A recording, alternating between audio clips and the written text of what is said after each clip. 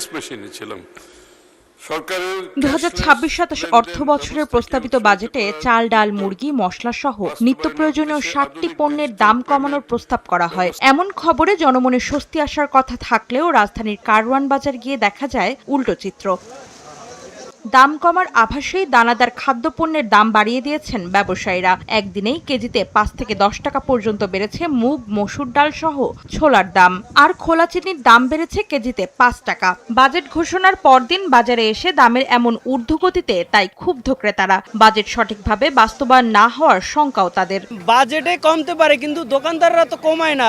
সাধারণ মানুষের এখন মরা ছাড়া কোনো উপায় নেই। বাজেটের নাম শুননি বাড়ে যে বাজেটে কমলো না বাড়লো ওইটা কোনো দেখার বিষয় না। অনেক সময় 20 টাকা বাড়াতে পারবেন, কমার সময় কেন 5 টাকা আসবে?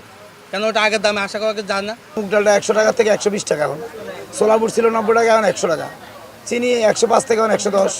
আসলে প্রত্যেকদিন একটা না একটা পণ্যের দাম বাড়তেছে। চালের বাজারও চড়া। সপ্তাহ ব্যবধানে কেজিতে 1 থেকে 2 টাকা দাম বেড়েছে বেশিরভাগ চালের। 50 কেজির বস্তা বিক্রি হচ্ছে 50 থেকে 100 টাকা বেশিতে। আর পোলাও চালের দাম বেড়েছে কেজিতে 20 টাকা। সপ্তাহের তুলনায় এই সপ্তাহ পোলাও চালটা সবচেয়ে বেশি দাম বাড়ছে।